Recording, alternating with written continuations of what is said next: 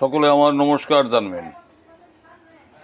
স্মৃতি বিজড়িত সেই 1971 সাল স্বাধীনতার আন্দোলন বাংলাদেশে বজ্রকণ্ঠে রেডিওয়ে শুনতাম আমরা, বঙ্গবন্ধু শেখ মুজিবর বলতেন, এবারের সংগ্রাম বাংলা স্বাধীনতার সংগ্রাম।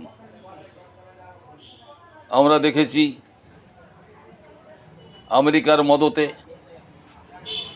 পাকিস্তান ভারতের বিরুদ্ধে যুদ্ধ ঘোষণা করলেন। পশ্চিম পাকিস্তানে এবং পূর্ব পাকিস্তান দুই জায়গাতেই বিষয়টা ছিল, যখন গণহত্যা করছে খান সেনারা বাংলাদেশে, তারই প্রতিবাদ এবং বাংলাদেশকে স্বাধীনতার স্বীকৃতি দেওয়া, তার জন্যই এই আন্দোলন যুদ্ধ শুরু করেছিল।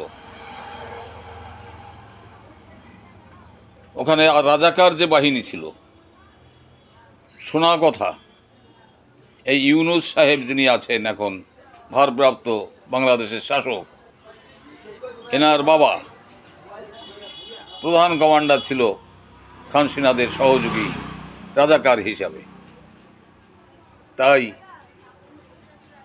স্বাধীনতা সংগ্রামের স্মৃতি বিজড়িত যা বাংলাদেশে আছে, আমরা দেখলাম এর আগে মুজিবরের মূর্তি ভাঙা, তার বাড়ি ভাঙা, এবং শেষ সম্পদটুকু শেখ হাসিনা, তার উপরও দেখেন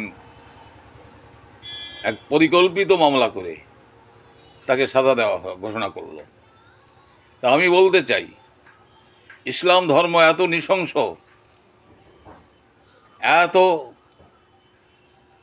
জল্লাদ মনোভাব নিয়ে তারা থাকে, তার দৃষ্টান্ত একটা হচ্ছে আমরা ইতিহাসে পড়েছি, মির্জাফর সিরাজউদ্দৌলাকে যুদ্ধে হারায় এবং শেষ পর্যন্ত তাকে বন্দি করে মারা হয়, হত্যা করে।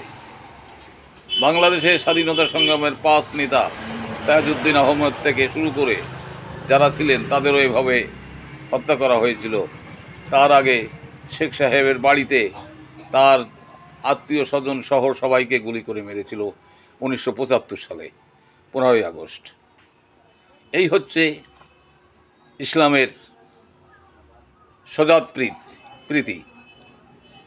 ক্ষমতার লোভে পারে না পৃথিবীতে ইসলামিকরা, এমন কোনো জিনিস নেই।